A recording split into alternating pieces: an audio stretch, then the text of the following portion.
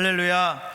오늘 이 주일 예배 가운데 함께 하시는 모든 분들, 또 온라인으로 이 영상을 함께하며 하나님 앞에 예배하시는 모든 분들 가운데 우리 하나님의 도우심의 손길이 함께 하시기를 주 이름으로 축원합니다.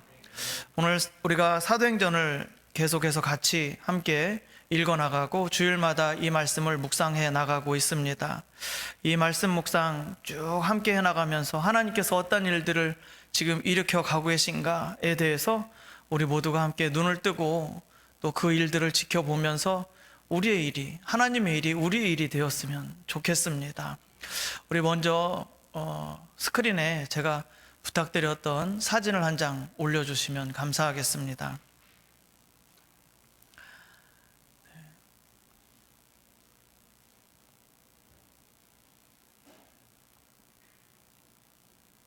조금은 시간이 걸리는 것 같습니다.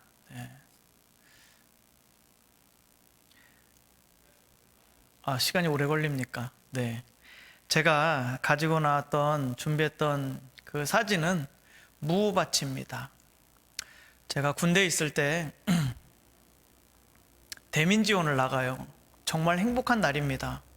그 병영 막사를 벗어난다는 것은 나가는 것 자체가 이미 육공트럭 타고 나가는 것 자체가 행복이었고요. 나가서 대민지원 나가면 돼지 김치찌개 끓여가지고 밥 주시고요. 최고입니다. 무슨 일이든 시켜만 주면 다 합니다. 무밭을 뽑을 때였었습니다. 무를 이렇게 수확하는데, 이제 겨울 넘어갈 때쯤에 무를 이렇게 수확하는데 정말 너무 넓더라고요.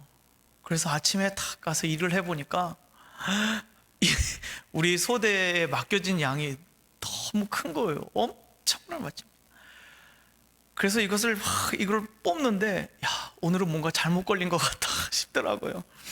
그런데도 참 놀라운 게요, 우리 병력들이 가서 쫙 뽑으면서 나가니까 신기하게도 간식 먹을 때쯤에, 저녁 때쯤에 돼서 간식을, 국수를 가져오시잖아요. 시골에서 먹는 국수는 또 끝내줍니다.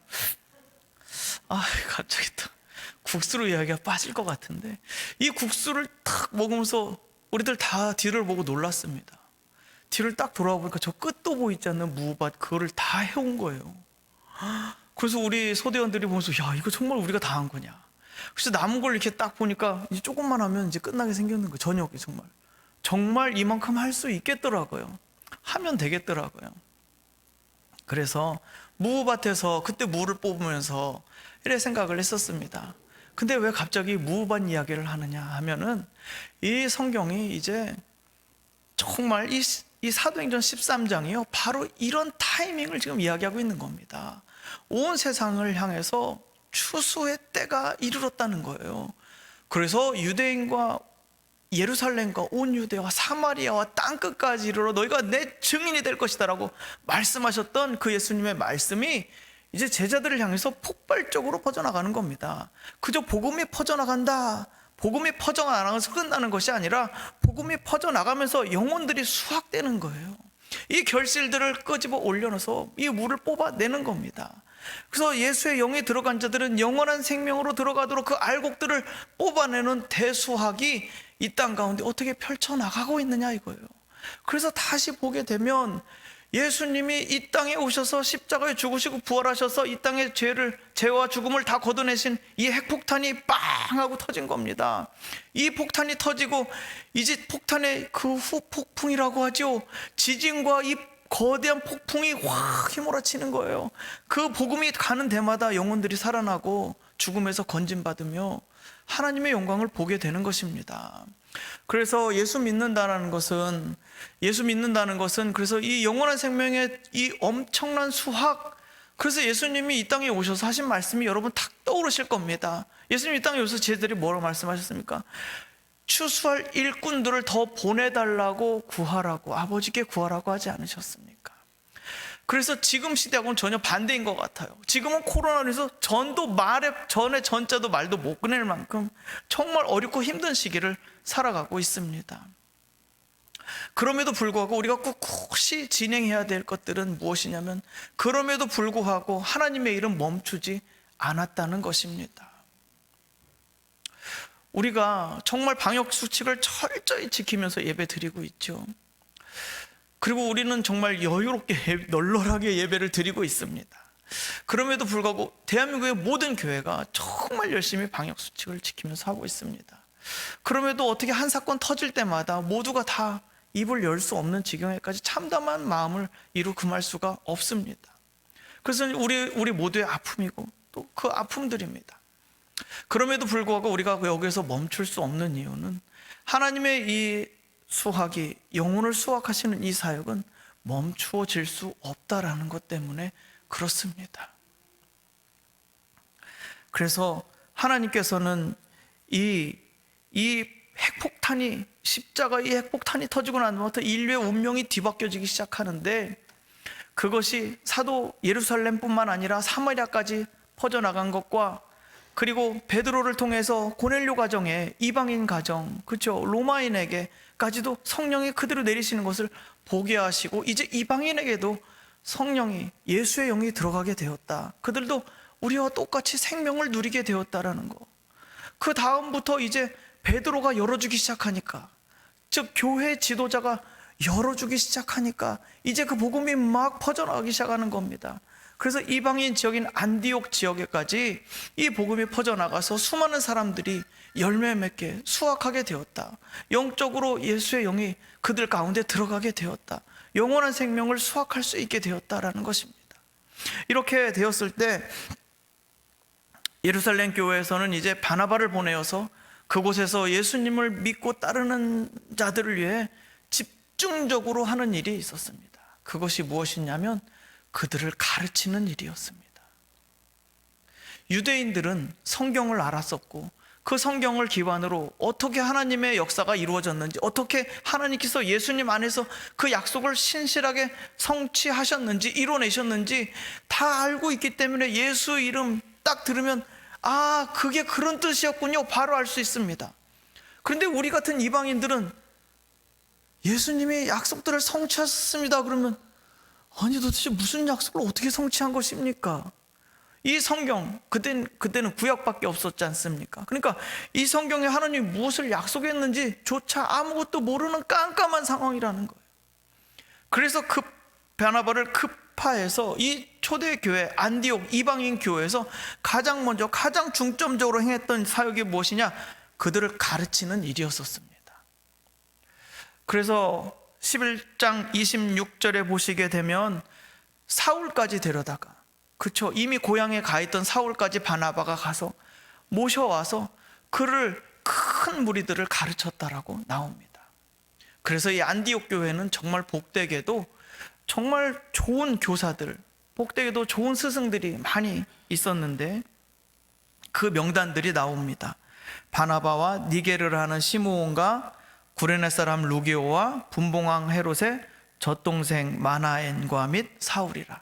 예, 파워포인트 아직 안 올라가나요? 준비가 아직 안 됐나요? 아, 예. 파워포인트까지 제가 다 만들어 왔는데 그냥 구두로 오늘 진행하도록 하겠습니다.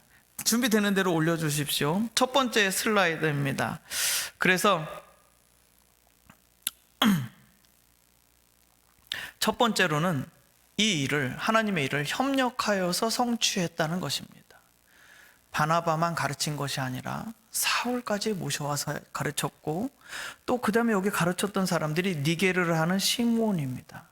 니게르라는 것은 니그로입니다. 무슨 뜻입니까? 흑인이라는 뜻입니다. 검은, 피부색이 검은 사람. 자, 그러면 지금 바나바와 그 다음에 피부색, 그래서 피부색이 흑인이라 할지라도 거기에 차별이 없었다라는 거예요. 모든 일을 협력해서 성취해 나가는데 첫 번째, 차별이 없었습니다. 피부색으로 인해서 차별이 없었습니다. 그리고 구레네 사람 루기오라고 합니다. 구레네는 어디예요? 아프리카에 있는 겁니다. 그러니까 지금 피부색 차별이 없었고, 지역, 어디에서 왔는지 차별이 없었습니다. 그리고 또 분봉왕 헤롯의 젖동생 마나엔이라고 나와 있습니다. 그럼 벌써 이 사람의 신분은 무엇이 되겠습니까? 딱 느껴지시죠? 이 신분은 귀족 아닙니까? 헤롯 왕의 젖동생이라고 합니다. 동생이라고 한다면 그는 귀족입니다. 근데 지금 그리스도 안에서 신분의 차별이 없었고 피부색의 차별이 없었으며 그가 어느 지역 사람인지 차별이 없었습니다. 심지어 원수였던 사울, 교회를 핍박하고 무너뜨리기 위해서 일어났던 사울까지도, 그가 회심한 그 사울까지도 받아들여서 그리스도 안에서 어떤 구별과 차별이 있지 않았다. 가만히 생각해보면 안디옥은 정말 전 세계인들이 다 모이는 곳이었던 것 같아요. 터키 사람들도 왔죠. 아시아 사람들도 왔죠. 유대인들도 가 있었죠. 검은 피부색이 검은 흑인들도 가 있었죠. 아프리카에서도 사람들이 왔었죠. 가만히 생각을 해보면, 아니 그 옛날 걸어다니고 겨우 배 타고 땅 짚고 이렇게 헤엄치고 다닐 때 대양으로 나가는 게 아니라 땅만 이렇게 땅 짚고 헤엄쳐 다니는 식으로 땅 옆으로 이렇게 다니던 그 시대에도 이렇게 세계적인 도시가 있었는가, 참 놀랍지 않습니까? 그래서 이곳에 세계인들이 다 모여 있는 거예요. 근데 그때 그들은 그리스도의 영을 받았기 때문에 그들은 한 몸 한 뜻이 될 수 있었습니다.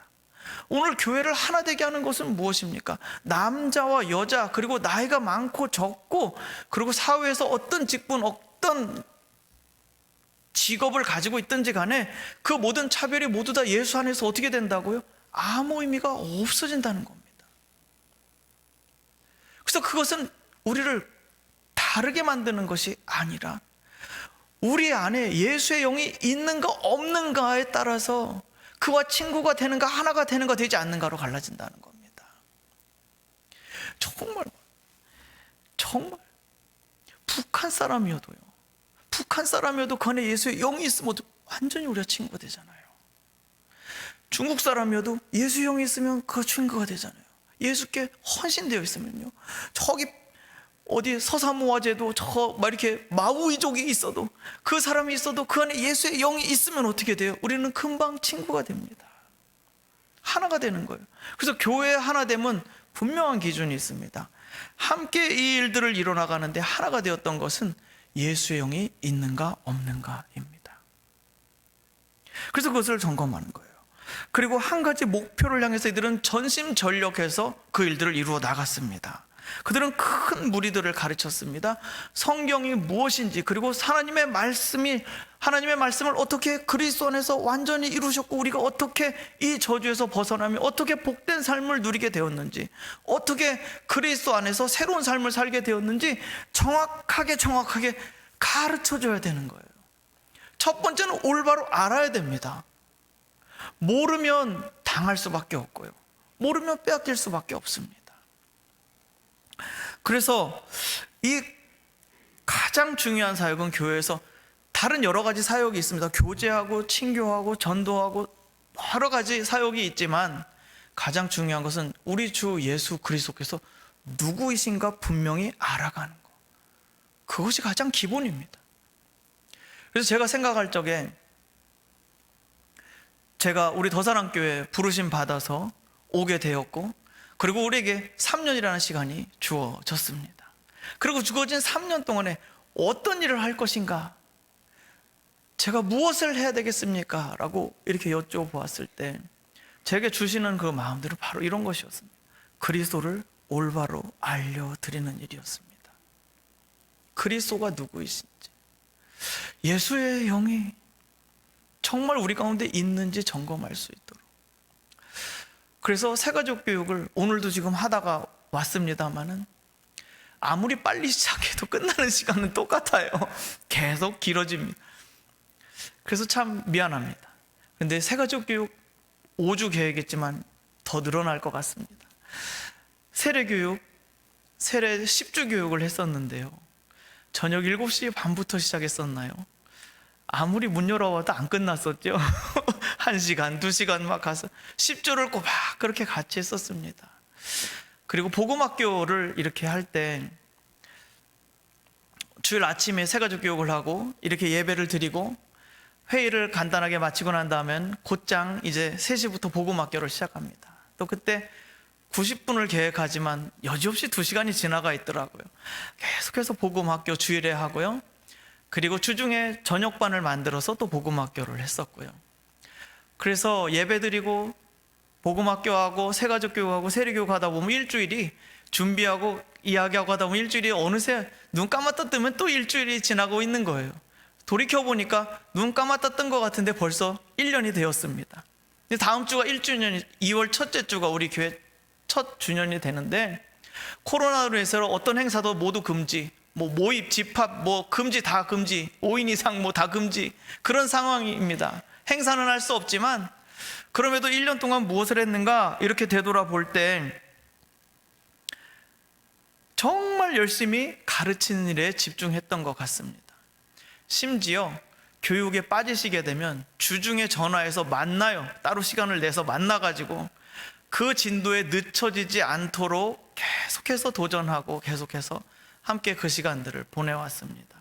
제가 그렇게, 한 분이 그러시더라고요. 목사님 독하시다고 독하시다고 하시더라고요. 근데 제가 그렇게 했었던 그 이유, 목적이 한 가지였었습니다. 정말 간절한 저의 바람이었었습니다. 눈을 뜰 수 있기를 바랬었습니다. 눈을 떠서 마음속에 숨겨져 있는 우상들을 발견했으면 좋겠다. 그래서 그 주인의, 마음의 주인 자리에 예수 그리스도께서 들어가셨으면 좋겠다라는 거. 그리고 속으로 우리를 골마 들어가게 만들고 우리를 무너뜨리게 만들었던 죄와 그 죄책감, 죄로 막 우리를 묶어놓았던 그 모든 사슬들이 끊어졌으면 좋겠다라는 그 마음 때문에, 거기에 눈을 떴으면 좋겠다라는 것 때문에요. 그리고 또 하나, 어린 시절부터 이렇게 받아왔었던 마음에 우리를 꽉 붙들고 있었던 상처들과 아픔들, 그런 것들을 이해하고 축복하고 떠나보냄으로써 우리 영혼이 정말 자유롭게 되기를 바랬었습니다. 그리스도를 알므로 예수의 영이 그 안에 들어갈 때 그 모든 일이 일어나는 것입니다. 그래서 그것을 바라보고 이제 눈을 뜨고 자유롭게 되어서 무엇을 하느냐, 육신을 위해, 육신의 남은 때를 우리 육신을 위해 살아가는 것이 아니라 참되고 살아계신 하나님을 섬기며 살아갈 수 있기를 바라는 마음 단 한 가지였었습니다. 그래서 밤에 늦게까지 하고도 하루 종일 이야기하다 목이 메어서 말이 안 나오는 상황 가운데서도 저는 그것을 바라보았습니다.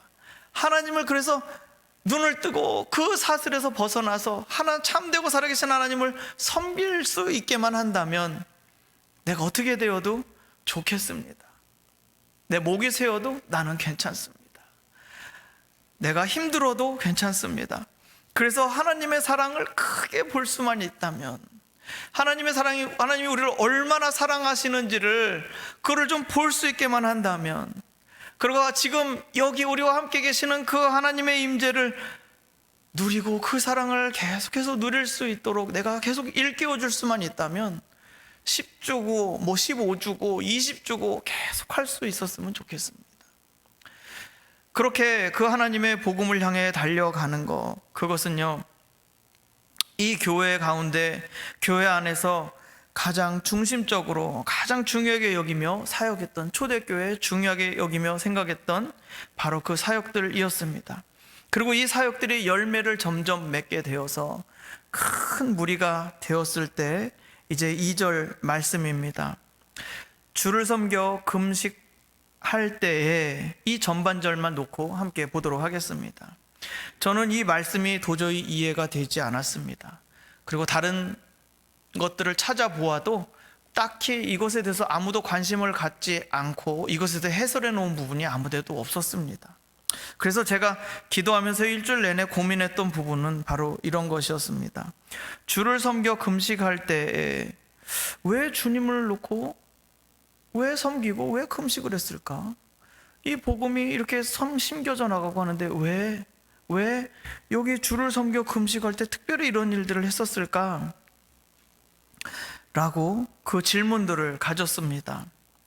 근데 제가 이 질문, 일주일 내내 이 질문을 가지고 살아가면서 느꼈던 것은 무엇이냐면, 그래, 이분들이 이제 이 지역의 일을 끝마쳤다라고 생각을 했기 때문에 주님께 그 다음에 어떻게 할 것인지를 물어보는 것이 아닐까라고 생각하게 되었습니다. 주를 섬겨 금식할 때에, 즉 섬긴다라는 뜻은 예배한다라는 뜻이거든요.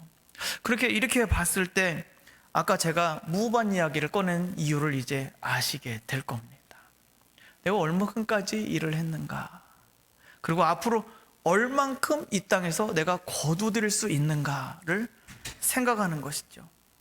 그렇게 보았을 때 이를 먼저 끝마쳤다라는 거, 바울의 스타일을 보면 우리가 알 수 있습니다. 로마서 15장 19절에 보시게 되면요, 내가 이제 그리하여 내가 예루살렘으로부터 두루 행하여 일루리곤까지 그리스도의 복음을 편만하게 전하였노라 라고 고백하면서, 나 이제 로마, 바다 건너면 바로 코앞에 로마인데 내가 여기 로마 바로 코앞까지는 모두 다 복음을 전했습니다. 그래서 나는 로마로 가겠습니다 라고 편지를 쓰는 게 로마서입니다. 그렇다고 본다면 이 사도 바울은 지금 그 땅까지는, 로마 코앞까지는 다 복음을 전했습니다 라는 뜻이에요. 다 수하겠다는 뜻이에요. 그럼 그 사람들이 다 예수를 믿었느냐? 아니요. 자, 꼭 그런 것이 아닐 수도 있습니다. 복음을 전했다라고 했을 때 저는 이렇게 생각했습니다. 모두 다 예수를 믿었느냐? 아니요, 그렇지 않아요. 복음을 전한데서 모두 다 예수 믿는 건 아닙니다. 그렇다면 그건 무엇이냐 하면은, 사도 바울은 회당들을 돌아다니며 예수 그리스도의 복음을 전파했습니다. 그리고 복음을 전파했을 때 사람들에게 어떤 것이 갔냐면 기회가 닿았다라는 것을 말합니다. 복음을 들을 수 있는 기회를 모두 다 주었습니다. 그리고 그 복음을 들을 기회를 주었는데 그 선택을 그들이 어떻게 했느냐는 그들의 몫입니다. 이겁니다. 성경의 가장 기본적인 것은 그것입니다. 그래서 맡은 자에게서 충성해야 될 것은 뭐냐면 복음을 전했는가 전하지 않았는가의 차이입니다. 전했는데 받아들이지 않는다면 그것은 그의 책임으로서 끝나게 될 것입니다. 그러나 전하지 않았다면 그 책임은 내게 오기 때문에 지금 그러는 것입니다. 그래서 사도 바울은 분명히 그랬을 겁니다. 모든 안디옥에 있는 모든 그 지역 근방에 있는 회당들은 모두 다 복음을 들었습니다. 그리고 그들은 스스로 자기 자신의 운명을 하나님 앞에서 선택하고 결단했습니다. 그래서 이제 이곳에 모든 사람들은 다 복음을 들어보았기 때문에 지금까지 뽑았던 무들을 다 헤아려 보고 마대에 다 담았다는 거예요. 그리고 이제 이곳에 제자들이 든든하게 이렇게 세워져 있으니까 이제 주님, 제가 무엇을 할까요? 라고 질문합니다. 여러분, 여기에서 믿음의 사람들의 특징을 볼 수 있습니다. 인간적인 욕심, 유혹에 끌린다면 이렇게 할 겁니다. 주님, 이제 여기가 우리 요새가 됐고 이제 사람들도 많아졌고요, 이제 아무 걱정 염려 없습니다. 여기서 그냥 계속 사역만 하면 이제 끝납니다 라고 이렇게 생각하는 게 인간적인 생각이라는 거예요. 이제 제자들도 다 섰고 든든한 믿음의 사람들이 다 곳곳에 세워져서 우리 안디옥 교회는 이제 문제가 없이 그냥 쭉 가기만 하면 됩니다. 그렇게 생각하지 않았다. 그렇게 되는 것이 바로 육신에 빠지는 겁니다. 그게 바로 육신에 빠져 있는 생각들이라는 거예요. 왜? 자기 생각에 갇혀 있는 거예요. 그 지점이. 희한하게도 복음을 알고 듣고 그리고 복음에 순종하면서도 동시에 자기 안에 머무르려는 우리 안에 습성이 남아 있습니다. 주님이 바라보시는 것을 보지 않아요. 그리고 내가 보이는 데서 머물려고 합니다. 베드로가 주님, 여기가 좋사오니 초막 셋을 짓고 여기서 우리 사십시다. 예수님이 과감하게 물리쳐버리셨습니다. 그리고 그것들에 대해서 예수님은 항상 말씀하시죠. 가라라고 말씀하십니다. 아버지께서 나를 보내신 것 같이 나도 너희를 보내노라 말씀하십니다. 그래서 주님께서는 항상 우리의 인간적인 생각에 이제 이런 모든 것들을 누리고 편안한 지역이 됐으니까 이제 더 이상 위험을 감수하지 않을 것입니다. 이제 더 이상 힘든 일 이제 안 할래요, 고만할래요, 이런 것이 아니라 주님은 다시 밀어내십니다. 어디로 밀어내신다고요? 다시 척박한 땅으로 밀어내시는 거예요. 그리고 그 사람들이 바로 여기 믿음의 사람들이었었습니다. 그들은 매우 용감한 사람들이었었습니다. 그래서 여기 안디옥에서 이 일군 것들에 대해서 그것에서 보상받고 거기에 안주하고 머무르려고 하지 않았습니다. 대신 그들은 주님이 보시는 그 눈들을 선택했습니다. 주님은 지금 무엇을 보고 계실까? 주님은 온 세상에 있는 수많은 사람들, 아직 복음을 들어보지 못하고 구원받지 못한 사람들을 향해서 아직 해야 될 일이 많이 남았다고 바라보고 계시는 분이 주님이시지 않겠습니까? 그런데 지금 이 제자들이 만약에 제자라고 하면서 여기에 머무르고 안주하게 되었다면 그것은 참 크고도 큰 불행이고 슬픈 일이 될 겁니다. 그런데 이 제자들은 역시 주님의 마음을 헤아리는 사람들이었습니다. 그래서 그들은 주님 앞에 나아갔습니다. 주님 이제 이곳에 정말 든든한 선지자들과 교사들이 모두 다 세워졌습니다. 그리고 주님의 뜻을 우리는 구하면서 나가기 원합니다. 주님 어디로 가야 되겠습니까? 그래서 이들은 심지어 금식까지 했습니다. 그 금식은 무엇입니까? 지금 밥 먹는 것보다 더 중요하다는 거예요. 딱 깨놓고 얘기해서요. 무슨 일이 있어도 밥은 굶지 않는데 밥 먹는 것보다 더 중요하다. 즉 주님의 뜻이, 주님이 어디를 가게 하실 것인지 그것이 더 우선순위였고, 그래서 전적으로 메어 달렸다는 것을 이야기합니다. 그래서 주님을 섬겨서 금식할 때라는 2절 앞부분에 있는 이 부분은 주님을 섬겨라는 것은 내 뜻이 아니라 여기 안주하고 싶은, 여기 그냥 머물고 싶은 내 마음과 생각을 따라가는 것이 아니라 주님의 마음과 뜻이 어디에 있는지 알고자 하여 전적으로 금식하고 밥을 굶어가면서 내 생명까지도 내려놓고 주님을 예배했습니다. 주님의 뜻이 어디 있는지, 주님이 원하시는 것이 무엇인지, 그래서 내 목적과 목표를 내려놓고 주님이 원하시는 목적과 목표를 향해서 지금 계속해서 주님 앞에 나아가서 예배하고 주님 앞에 묻는 상황이었습니다.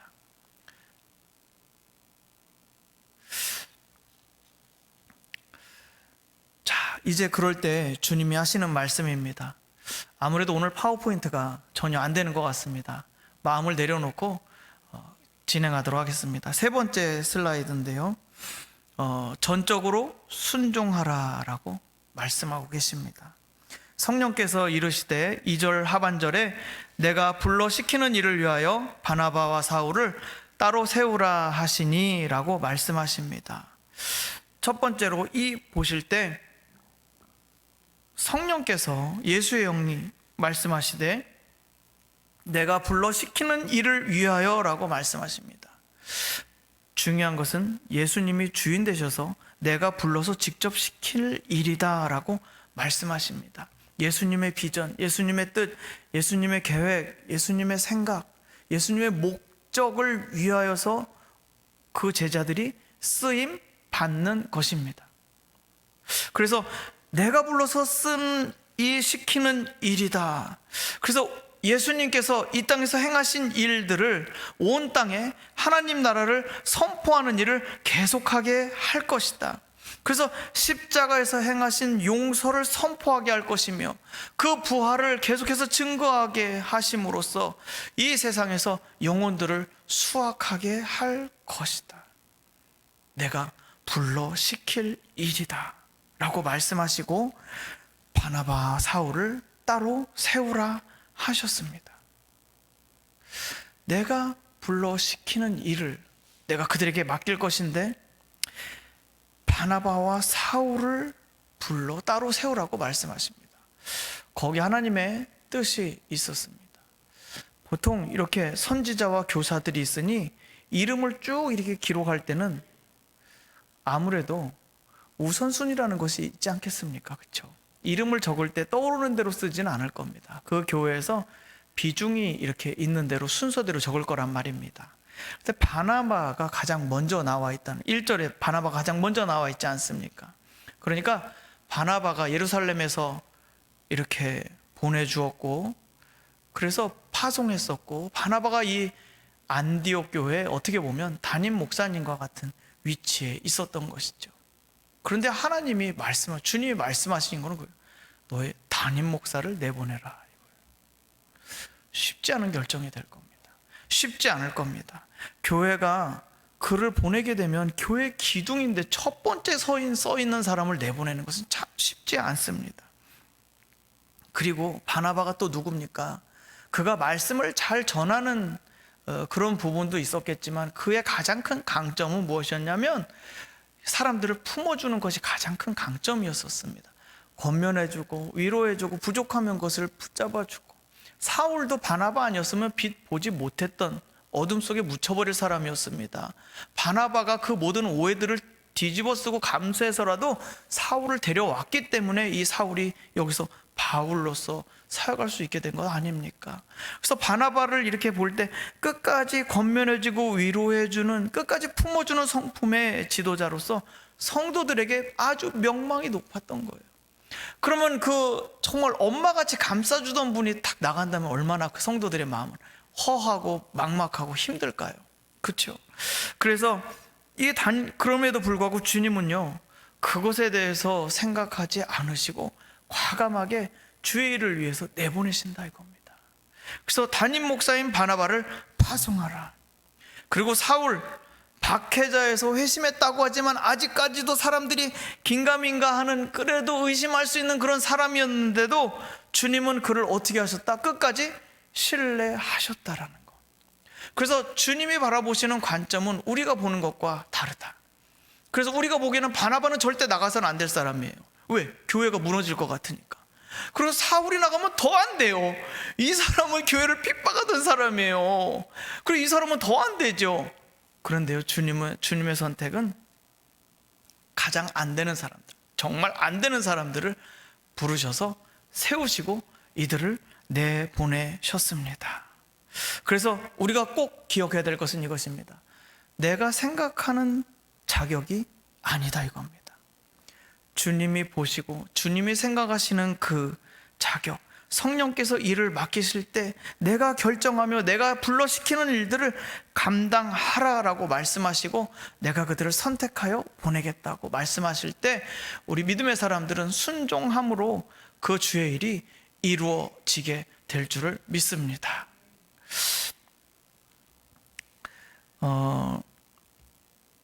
이 일들을 이렇게 생각하면서 제가 들었던 이야기가 하나 있었습니다.